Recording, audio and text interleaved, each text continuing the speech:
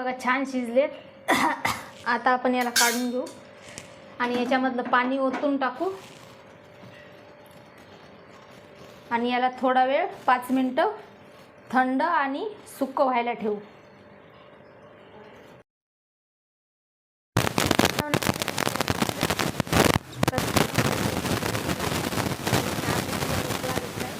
लाल भोपळा आहे।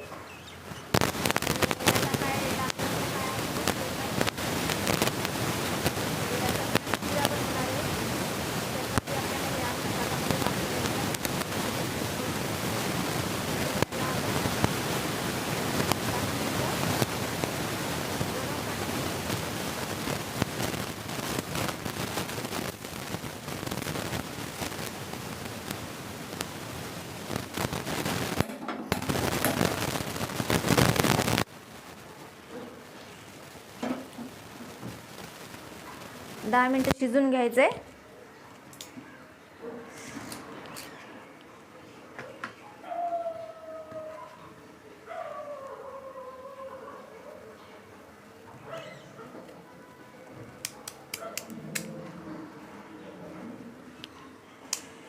याचे पाठीमागचं हे असं काढून टाकलं तरी चालेल, नाही तर शिजल्यावर पण काढू शकताय तुम्ही।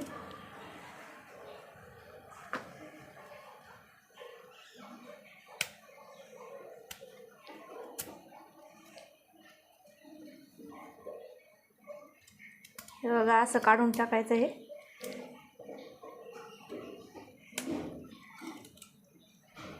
खूप छान होतो।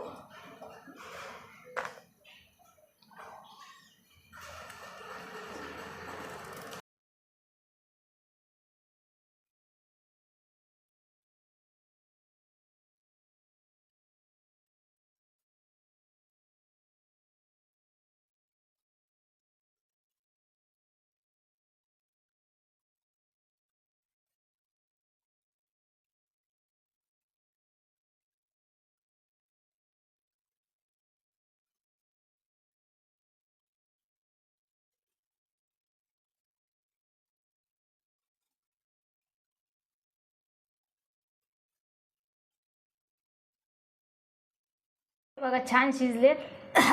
आता आपण याला काढून घेऊ आणि याच्यामधलं पाणी ओतून टाकू आणि याला थोडा वेळ 5 मिनिटं थंड आणि सुक्क व्हायला ठेवू। असं फोडून घेऊ आता आणि मॅश करून घेऊ। हे बघा असं फोडून घ्यायचं।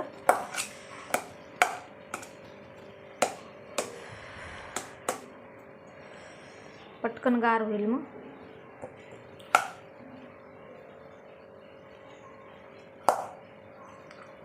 हे बघा असं फोडून घ्यायचं। सर्व अशाच प्रकारे फोडून घ्यायचे सगळे।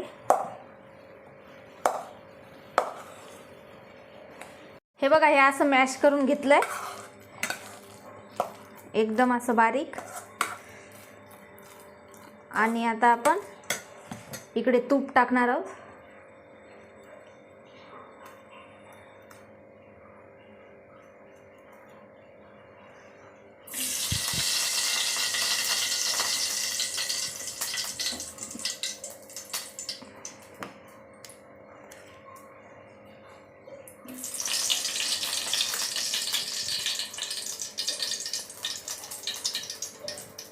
तूप आणि आता त्या तुपामध्ये आपण हे भाजणार आहोत असं।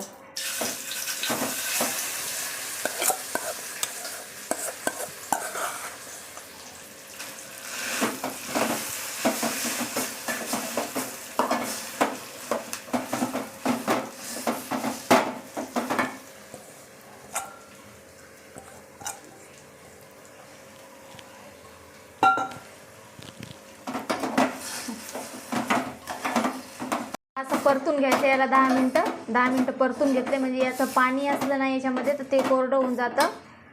आणि आता त्याच्यामध्ये मी विलायची ॲड करायले। विलायची टाकली आहे आणि मी छोट्या चम्मचनी 5 चम्मच साखर घेतली। ही साखर त्याच्यामध्ये ॲड करायली। तुम्ही तुमच्या गोडात तुम्हाला जसं गोड लागतं त्याच्यानुसार साखर घाला। 5 चम्मच घातली। आता याला असं हलवून घ्यायचं कोरडं होईपर्यंत। आता साखर टाकल्यावर याला पाणी सुटतं म्हणजे सगळी साखर विघळली का तो एकदम मस्त कोरडं होतं. कोरडं होईपर्यंत हलवून घ्यायचं याला. तयार आहे आपला भोपळ्याचा शिरा.